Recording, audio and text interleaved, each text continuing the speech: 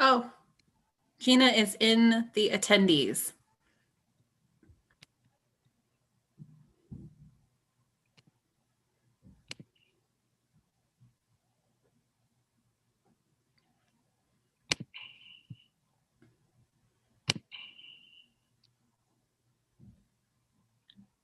Okay, and I believe we're ready to roll. All right. Good afternoon or evening. I'm not sure. It feels more like afternoon today. Good afternoon, everyone. Welcome to the March 29th, a special meeting of the Ames Community School District Board of Directors. I will call the meeting to order and entertain a motion to approve the agenda. Move we approve the agenda as presented. Second. Second. Moved by Franzen, seconded by Perez. All those in favor say aye. Aye. Aye. Opposed, nay. Aye. And Director Beerbaum, will you please read our purpose statement? The Ames Community School District commits to equity and access and empowers every individual to reach their full personal and educational potential. Thank you. Our first discussion item, our only discussion item for this evening, is our 2021-2022 proposed new money budget. And I will turn it over to Superintendent Reisner and Chris Densland.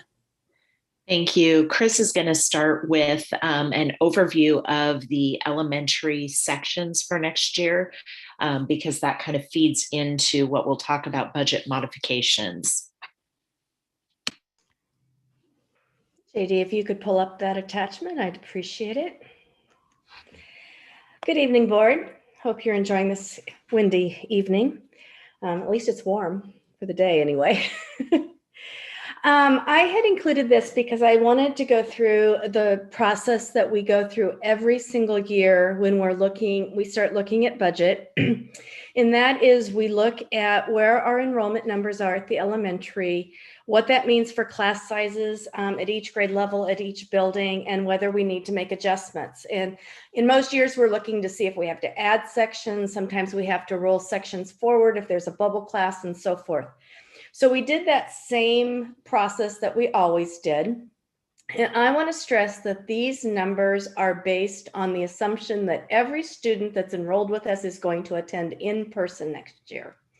Now, we know that we're looking at a remote campus, and there will most likely be some elementary kiddos that decide they want to do remote campus. And so the reason I bring that up is I want you to understand that these class sizes would be the worst case scenario. They would be the highest they could be, because as we take kids out and put them into remote campus, the numbers attending in the buildings go down.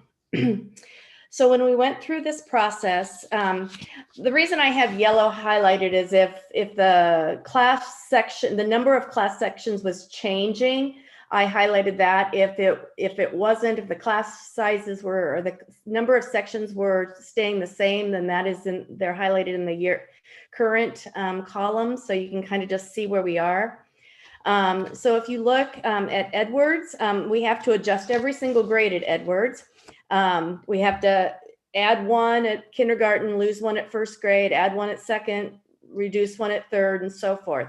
So we would actually be looking, based on enrollment numbers at this point, of adding 2 sections to Edwards.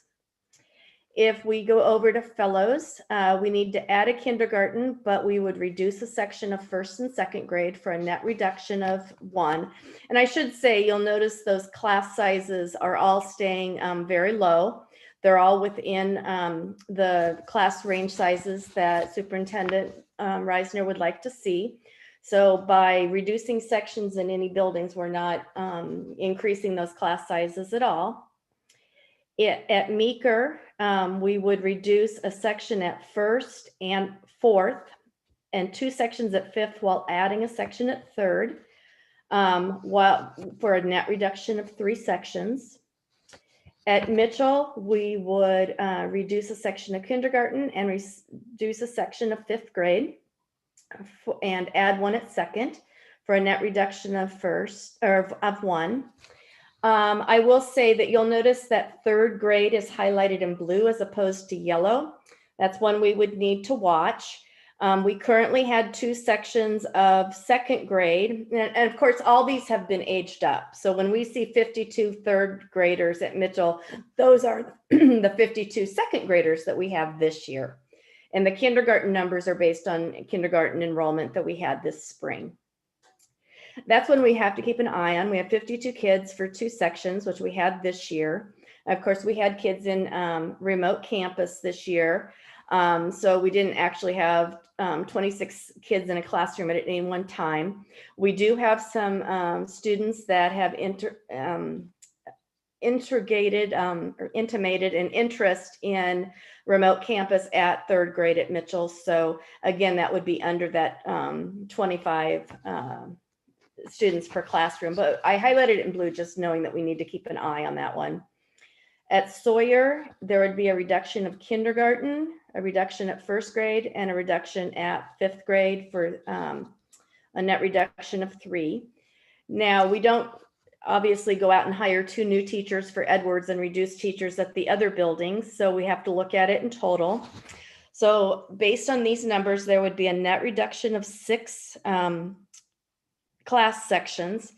We are able to get that all from attrition. We had a 5th grade section at Mitchell that was a long-term substitute.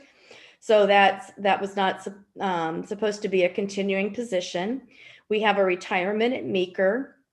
We know that we're going to need to have at least 2 sections that will go to remote campus that we're going to fund out of the ESSER funds. And we've had at least 1 elementary resignation, and we have a teacher at one of the buildings that it will be moved to Northwood because they have that pre-K 3 special ed highly coveted endorsement. So it fits there. So rather than hire a new teacher at Northwood, we can have a teacher go to Northwood from one of our buildings. Now, when you get to the budget reduction sheet that Superintendent Reisner and I are going to go over next, you're going to see that we're reducing a total of 7 sections. That's because we really had 25 sections budgeted for fellows last year, but we had a late vacancy, and because our numbers were down so significantly, we didn't fill it. So we had a section that was already unfilled. So there's another one that is not a loss of an individual job. And we did have like I said, we had a resignation as of today. So we know for sure, and based on what we think we're going to add with ESSER funds, we know that we will not have individual people actually losing jobs. So I'd be happy to turn it back over to Superintendent Reisner or answer any questions you might have. Can I ask a quick question? Because I referred to it under Mitchell with the blue highlight, but just to make sure there's an understanding. And the best example would be the Edwards kindergarten where it says current 27. That does not mean we have a section at kindergarten at Edwards with 27. No, because those 53 kids aren't going to school with us yet. Right. So I just wanted to make sure, because when you read it, well, that's not a good example. So you can look at 2nd grade where it says 28, but what you're saying is because there are kids in those schools that includes the remote number. Yes. So this year we had, yes, we had kids at remote campus. So no, we didn't have 28 kids in 2nd grade at Edwards. Thank you. How many elementary students do we still have outstanding that we don't know that are in district that open and rolled out but haven't had to choose whether they come back?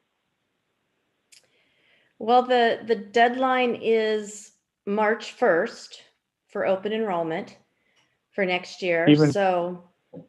Even for kids that are already in district that are our kids?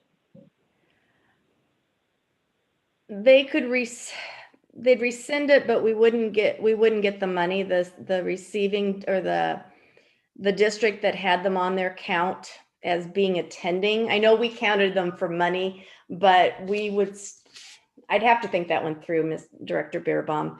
The answer is I don't know. If we haven't had any come back from open enrollment yet. Let's put it that way. Okay. These are correct and I wasn't numbers thinking so much the budget. I was actually thinking more the kids in seats starting in fall. So right, and we've also had and get back to you. We can. Sure.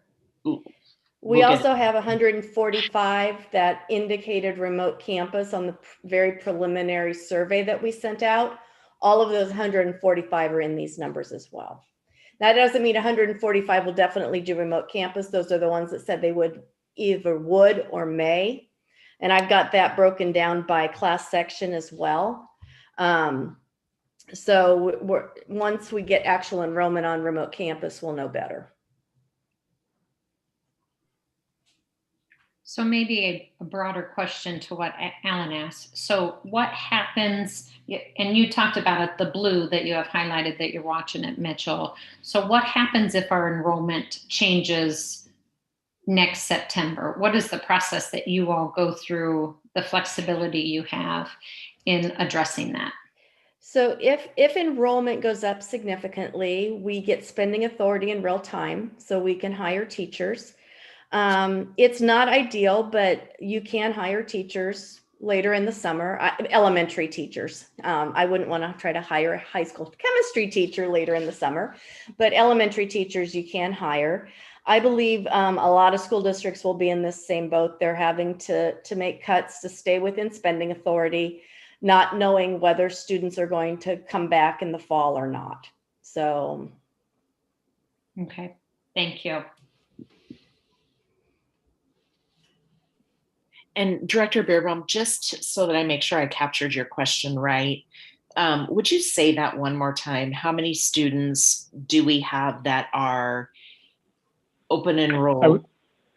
Yeah, I was just thinking about whether or not we know yet the students that were our students that are in district that open enrolled out, whether we have a solid count on whether they're coming back. Right. We had 34 more kids open enroll out on our October count. So the max that would come back would be 34 district wide. If you're just looking at year to year. Okay. Does that help? No, that's perfect. Okay. That gives me a range. So it was kind of towards what Director Franzen said. I was just thinking about if we had more kids suddenly that are on our rolls in September, what would that be like? But looks like we have plenty of room for that. And again, that's K-12, not elementary.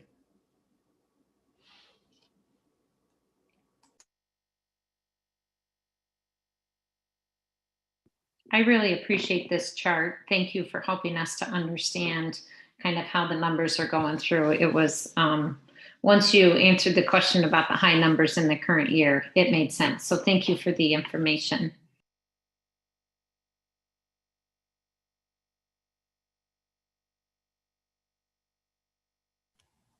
Jenny, you're muted. Thank you. I saw that. If there's no more questions on the enrollment, we'll have JD put up the budget modification sheet. This is the sheet that you're used to seeing. I'll have Chris go through the left side and kind of talk through where we were at. I know you are aware of this because we did go through it once, but it's always helpful to go through it again before we start in with that, the other side, looking at the modifications. So again, our new regular program dollars after we get the budget guarantee was $322,000. We did have that loss from open enrollment, both the increased open enrollment out and the less or decrease of the open enrollment in. So we had net new money of negative $397,000. We've estimated salary and benefit increases across the district to be about $815,000, which meant that we needed about $1.2 million dollars that we needed to find reductions for. The only real difference from what you've already seen would have been in the early retirements. When I presented this early on, I assumed that we would be filling all of our early retirement positions. So I had 7 of them estimated at $20,000 a piece, but because of the reduction in the class sections, we actually will gain the entire amount of that early retirement at the elementary as a budget savings.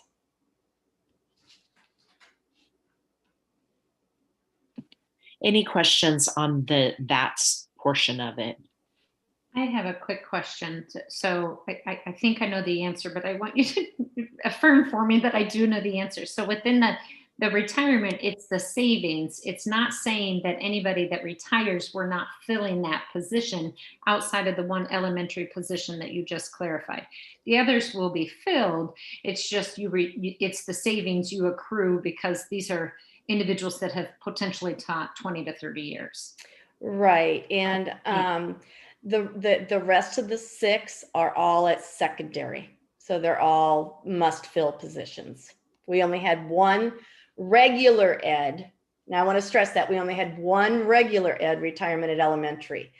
Now these 7 that I have on the sheet are all regular ed. So if we had special ed teachers retire, if we had Title I teachers retire, any grant funded positions, they're not accounted for here because savings on them doesn't help us because we still have to spend that entire amount of that grant.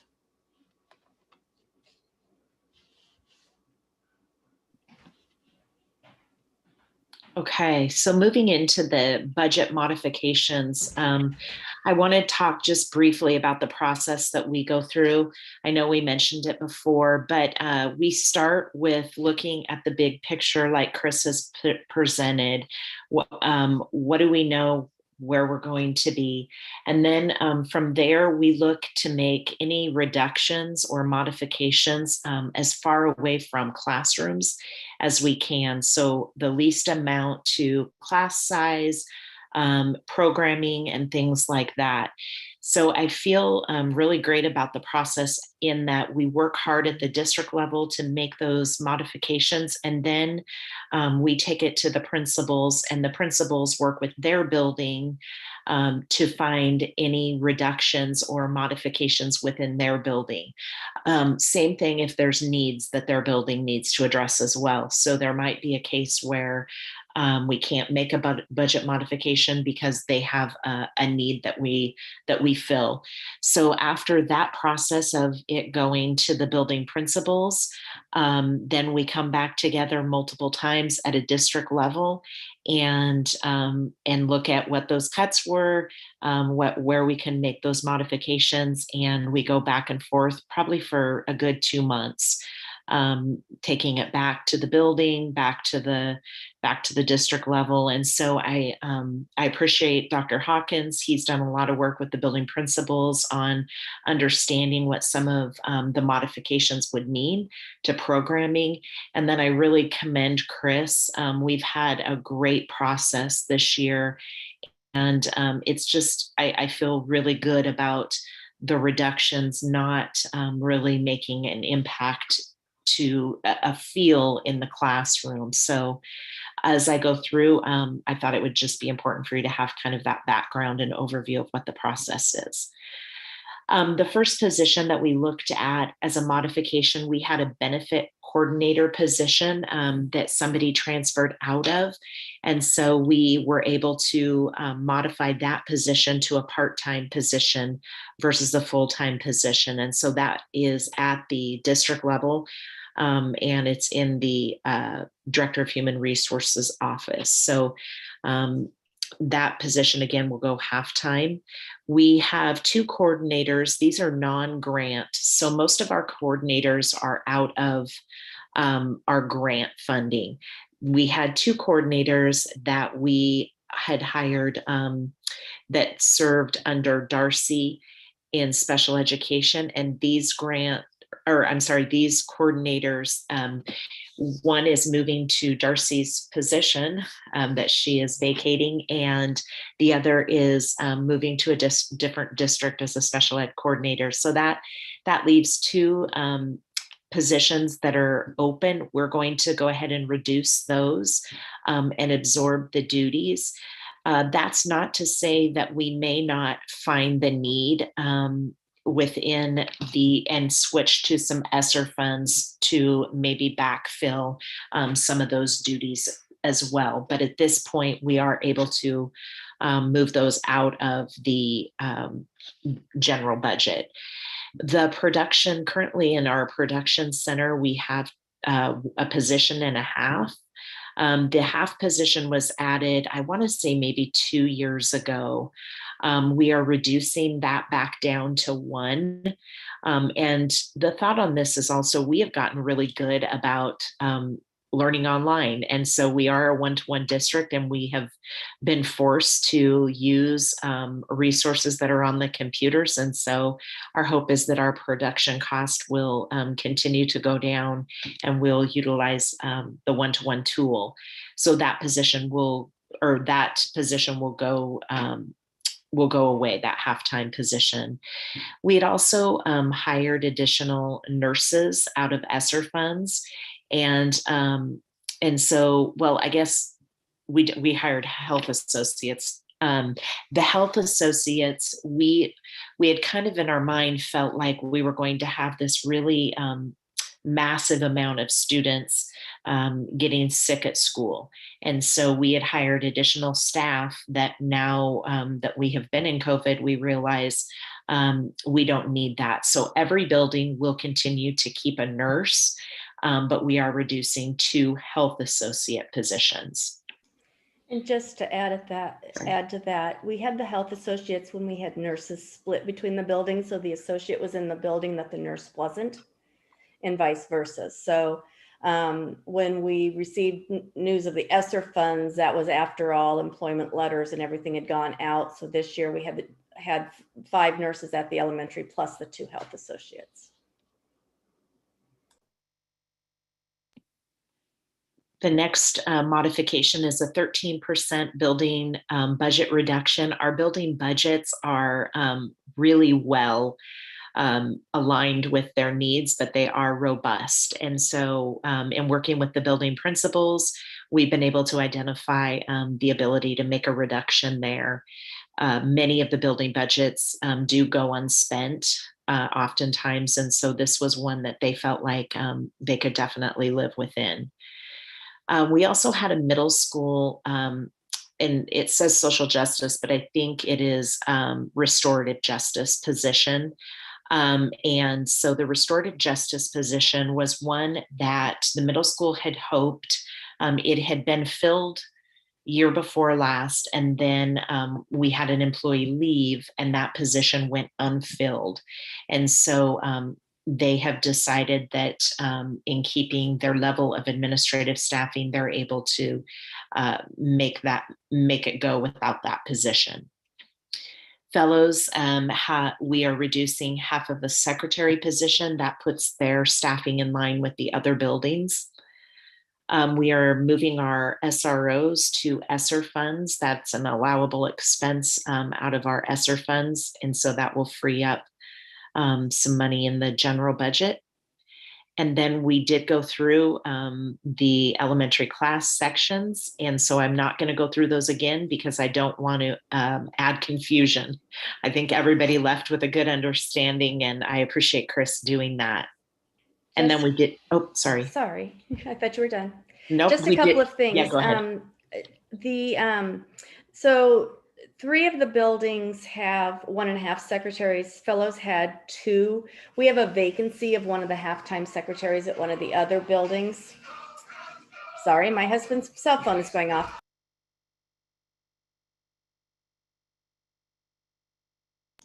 Sorry about that.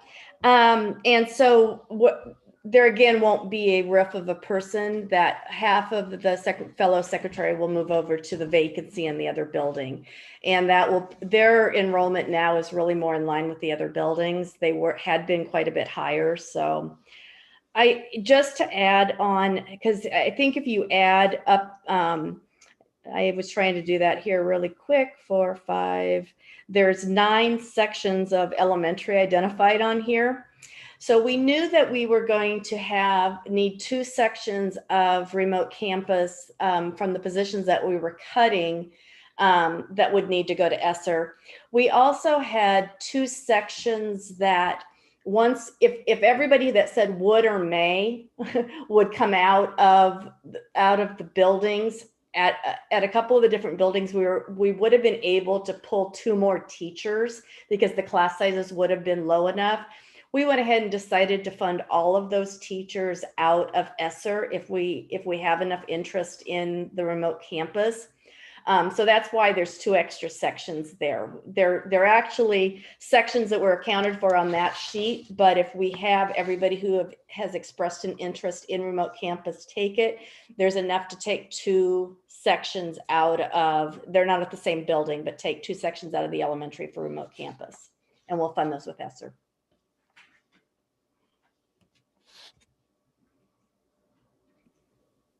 Any questions on that? With those ESSER funds, we've talked about this. I know, Chris, we have to spend those by a certain time period, right? So ESSER 1 is completely spent. ESSER 2, we will have spent by, we actually have to we have until June 30th of 2023 to spend those. We'll probably have most of those spent based on what we've got on the list so far. The only thing I don't have accounted for at this point is either summer school or after school. We're still working on budgets on that. We'll have pretty much that spent by the end of fiscal year 22 with everything that we've continued and everything we've identified on here. ESSER 3, which we don't know really anything about yet. DE still hasn't released allocations, still hasn't released guidance. But the one thing we do know is that those funds go out to June 30th of 2024. But they're still saying 2.5 to 3 times what we got in ESSER 2. So we're just waiting for the DE to be able to get through the legislation and figure out what's going on with it and let us know. Okay, thanks. Thanks for clarifying.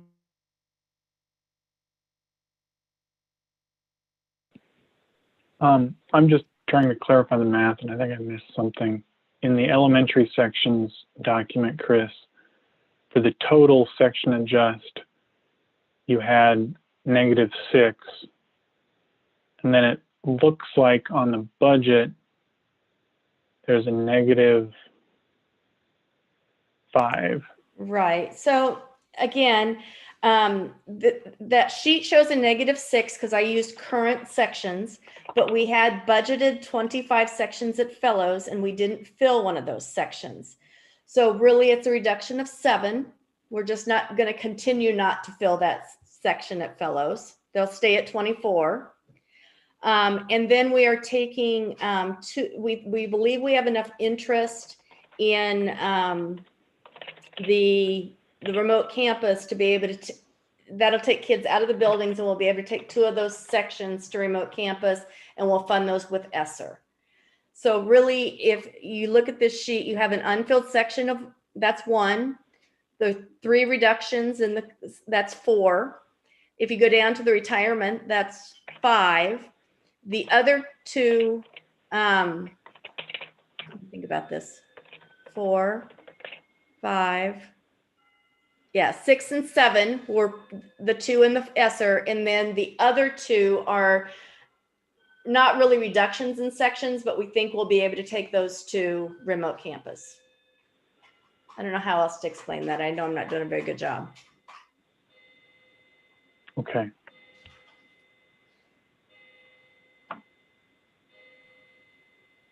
And that is because that's based on the 140 plus that indicated interest in that survey at the elementary level. Right. We had 45 that said would and 100 that said would may. So those are 2 big discrepancies. I've got that all mapped out by grade level. So we really are interested in seeing once we put that registration out for remote campus, what the numbers end up being so that we can rework these numbers again.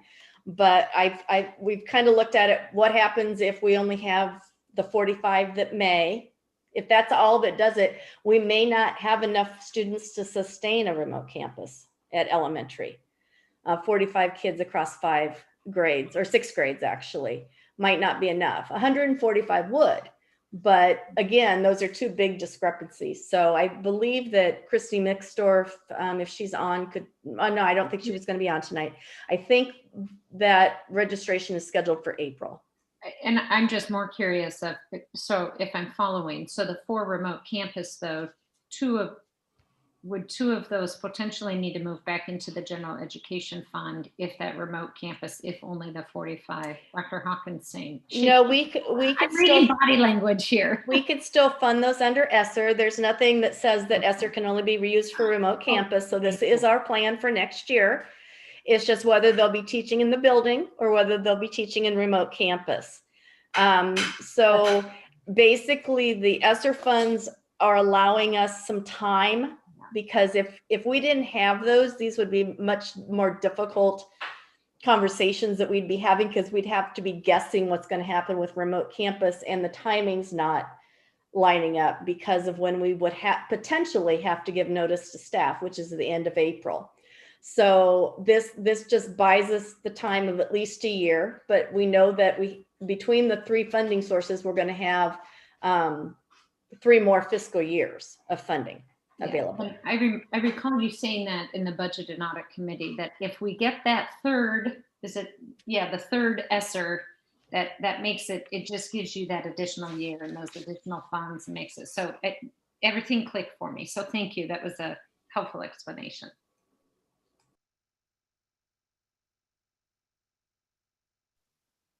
I have a quick question on the 13% building budget reduction. Is that overall? Is that all the buildings? That is all the buildings. And I wanted to add, in case the board doesn't know, no staff comes from building budgets. Staffing is all done outside of that, because we don't want buildings deciding who they're going to hire based on how much they can afford. So we don't want principals saying, well, I can get these 2 brand new teachers that might not be as good and give up this MA with 15 years of experience that would be spectacular because I can get 2 teachers for 1. So we don't do that. We do staffing at the district level. So this really is just their supply budget, and that is across the entire district to that. So for instance, the high school building budget is $250,000 alone. So. And Director Colton, if I know Superintendent Reiser mentioned this, but I would want you and the other board members to know that I met individually with every principal prior to today at multiple stages of the process. I got back with them about the suggestions that they had made about budget reductions. I informed them about the 13% building budget reduction, and I gave them what that would predicted be based upon their current year's numbers. You know, they know that it's going to be adjusted based on next year's numbers of students.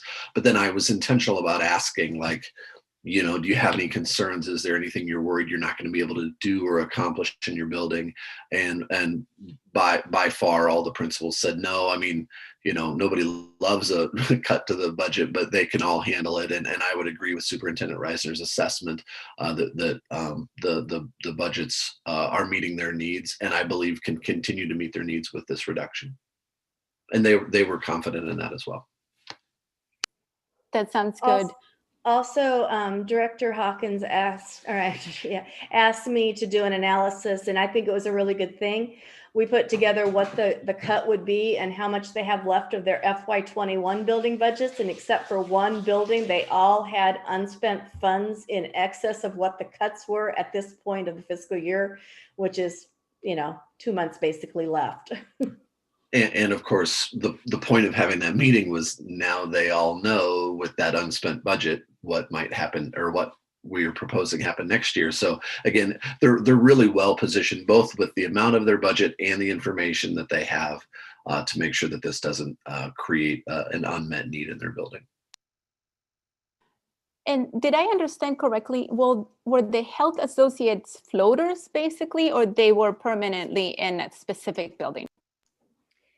They were assigned to, they were split with 2 nurses. So we had a nurse sharing one of each nurse is sharing 2 buildings, and the health associate sharing 2 buildings. So when the nurse was in one building, the health associate was in the other building, and vice versa. But now we won't have the health associates, but every building will have 1 nurse. Every building has a nurse. Yes. Okay. We're continuing the 2 nurses that we hired this fall with the ESSER funds. Okay. And could you explain, I didn't understand the part about the fellow secretary. They currently have 2 secretaries. The other buildings have 1.5. So we're reducing it to 1.5 to match the staffing at the other buildings, but we have a half position open at another building. So the person at Fellows will now be split between 2 buildings. So they used to have 2 full-time, and now they'll have a full-time and a half? Yeah, they when I first got here, they had 1.5, and then it went up to 2, and now it's going back down to 1.5. But the person that's full-time will still be full-time with benefits. They'll just be working half-time at Fellows and half-time at Meeker. I might as well say which building it is because they had advertised it. So, so every building will have hopefully a 1.5. Mitchell has 1. Mitchell has never had 1.5. Okay, Mitchell has 1, and Sawyer has 1. Sawyer has 1.5. That'll be something we'll have to keep an eye on. We had added that half position this year when the enrollment went up significantly. It's gone down. So I think we'll see what happens this fall with Sawyer. Okay. I mean, not that anything would happen this year, but for next year's budget. FY23. Chris, you mentioned there that some things are moving over to ESSER, that you said something about the 2 nurses. Do you have the number approximately how much ESSER money is going to be used next year? I guess primarily for staffing is what I'd be thinking, but since that's temporary money, but it does have a long amount, like what are we putting over there? Right. So again, I don't know the ESSER 3 funds, and ESSER 1 is spent. So we received just under $1.7 million of ESSER 2. I estimate that we're going to spend just under 300,000 or around 300,000. It might be a little more because we're having to buy some supplies, some wipes and stuff that we hadn't anticipated. So around $300,000 that we'll spend in FY21. And so that leaves just under 1.4 million. Everything that we have on the list right now, with the exception that I don't have a budget for either summer school and or an after school program, we're still working on that, is coming up to just over $1 million, about $1,050,000. So that leaves 342,000 of the ESSER 2 funds. And then once we know the allocation for ESSER 3, they're saying, 2.5, maybe 3 times, which would put us in the $4.1 million range for ESSER 3. So I feel really good that we're going to be able to sustain what we've done for a couple of years. Okay, and the 1 million you said from ESSER 2, that's 1 million that currently is being planned to be spent in FY22? Yes. Okay. Because remember, we had received $400,000 of ESSER 1 that we already spent. So really, we I just wanted to be clear what period of time you were talking about that 1 million. Okay, thank you.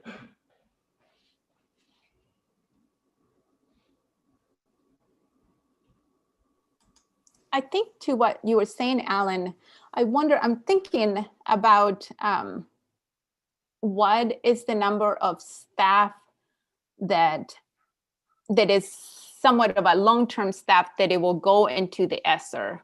Does that make sense? That let's say the remote campus, there's 45 people that want to go, and we have to put 2 teachers into the general fund. I wonder if, so 2 teachers will have to go into ESSER, if I understand correctly. So I think it would be nice to know. We already have them budgeted for ESSER. That will not change. Okay, they're already budgeted. Right. So for that, right. If you see on here, we're proposing to fund the SROs for next year out of ESSER and 4 elementary sections out of ESSER. So that will not change. Regardless of what happens with remote campus, because we're going to be past the process where we could reduce staff, and we don't want to reduce staff. So the way we look at it, they'll either be teaching in the building or they'll be teaching in remote campus. Okay, and at some point we're hoping that our enrollment goes back up, so then we don't permanently have to have this positions on ESSER, but move them back to the general fund. Yeah, I think one thing to remember too is that every year through attrition, we would be, those 2 teachers are going to be picked up back into the general budget through attrition anyway. There wouldn't be too much of a worry in my mind that we wouldn't be able to pick those up into the gen budget through that. And again, I just want to remind the board that we go through that exercise of looking at class sections every year. So even if we had significant revenue increase next year, but our numbers indicated that we should reduce sections at elementary and have these type of class sizes, we would do that, because that most likely means that we need money at secondary then. So it's not something that we just did because we were making budget cuts. We do this every year. We go through this exercise and obviously, because especially at Edwards, you'll see every grade is changing. So we have to look at that to see if we need to even move teachers around within the building to make, as classes move up, if we've had to add a section for first grade, now they're in second grade and so forth. And once we have the money, the ESSER is up to us what we do with it. We don't have to codify it and then have to use it that way. I'm thinking SROs, we have them on the ESSER, but if that is not a thing, we don't have to necessarily spend it that way. We can get that money, spend it elsewhere. Is that correct? Certainly. I think with ESSER 3, there might be some specific cutout requirements for what we're calling learning loss recovery. I think that, and again, I want to see the data, the guidance from the DE, but from what I'm hearing from my fellow CFOs is that there might be a requirement that 20% of the ESSER 3 funds be used for learning loss recovery. So but I don't know if there's any other of those strings with the ESSER 3. We are certainly, with what we're doing, we're in compliance with ESSER 2 at this point. But if you're asking if fiscal year 23, we don't want to fund the SROs under ESSER, do we have to do that? Is that something we're required to do? No, absolutely not. Okay, got it. Yeah, thanks.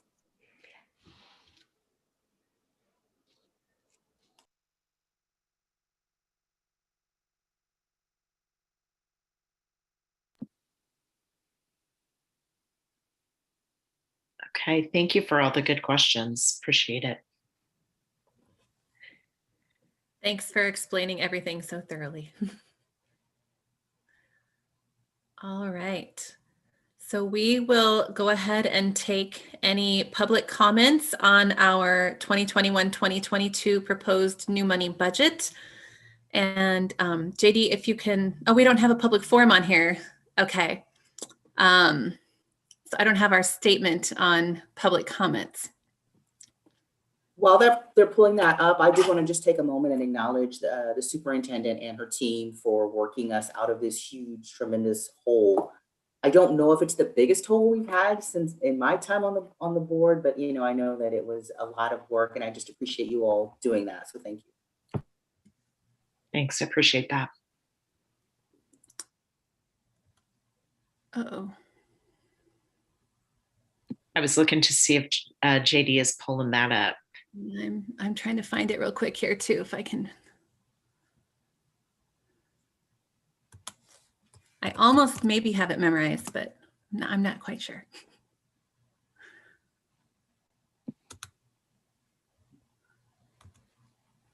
Sabrina, are you pulling it up, or do you want me? I think I can get it here. Okay, thank you. You bet. Okay.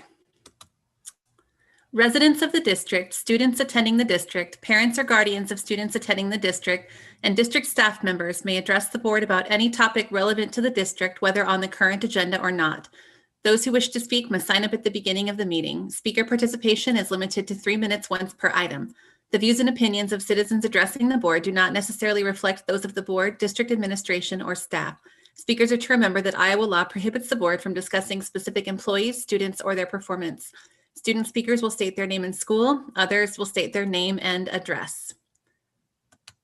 Okay.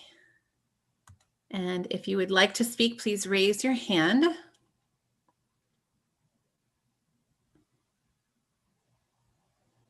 Okay, and I do not see any hands, so we will go ahead and move on to our action item, the Central Iowa Metro League withdrawal, formation of new conference resolution.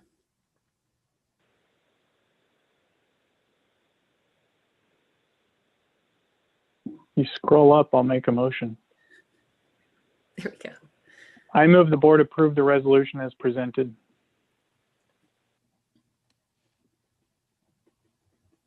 Second. Moved by Beerbaum, seconded by Perez. Discussion. I just have a quick technical question. So is this the resolution just saying that we're supportive of the idea, or is this the actual withdrawal? This would be the actual withdrawal. So this would be notice to the superintendent to move forward with the withdrawal. So we would be sending a joint letter. The other schools listed have already approved their resolutions. And so we have a deadline of April 1st. Could be a soft deadline, who knows, but once they know the status of Ames, then the superintendents come together and send a joint official letter, which would have a copy of our resolutions, each district's resolutions, saying that we are departing from CIML.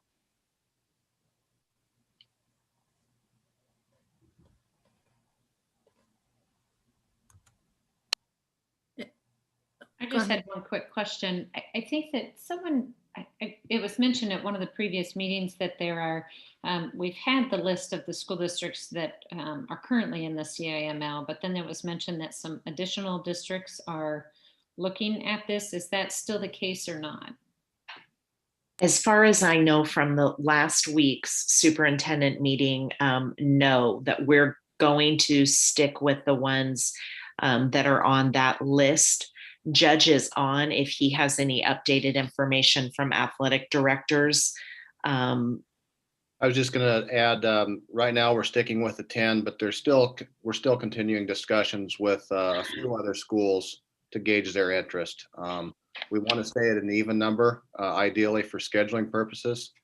But right now, the group of 10 is trying to move forward with a unified response here. You had a little bit of pushback in social media on the name. Any updates on some of those discussions? Well, I brought forward a different name. Yeah. and we've been looking at that name. So I agree that pushback on that name makes total sense. Very confusing if we call it 10 and it's 8 or it's 12, or very confusing. So yes, so we'll see where we land. There's been some discussion about Mid-Iowa Conference or something similar to that. We'll have a branding process here. We'll have to create some new bylaws that pertain to our 10 schools. So that's a process will start to happen here in this next year, so that in year 2 of this, we're ready to hit the ground running. You probably already mentioned this. I'm just wondering, would our athletes still play the other teams, or they will not play them at all? They will play the suburban schools, but not as much. We'll play the Big Ten schools more often, but we still have capacity in all of our schedules to play the suburban schools if we elect to do that in those sports, just not as many times as we are currently. Thank you.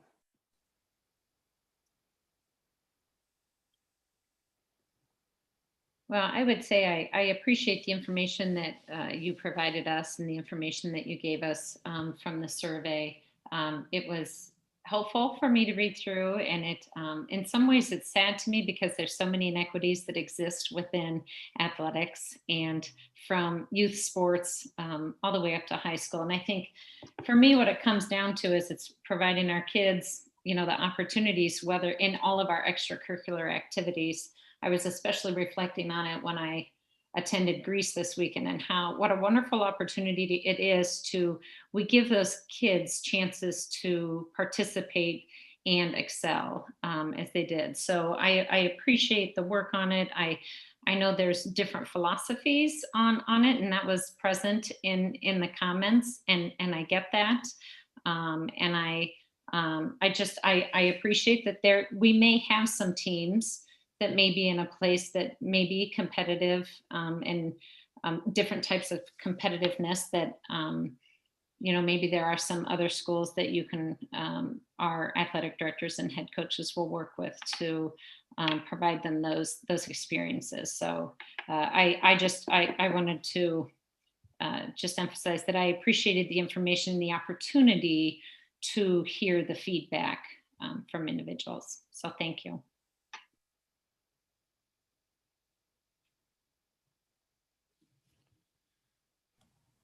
Any other questions or comments? Okay, and it looks like this one is a roll call vote, and we will have Chris Stensland do our roll call vote. Oh, I wasn't prepared, but I will. Oh, sorry, Chris. That's okay. We had to I meant to do that. You're right. I said I would do a spreadsheet and I totally did not. Director Franson.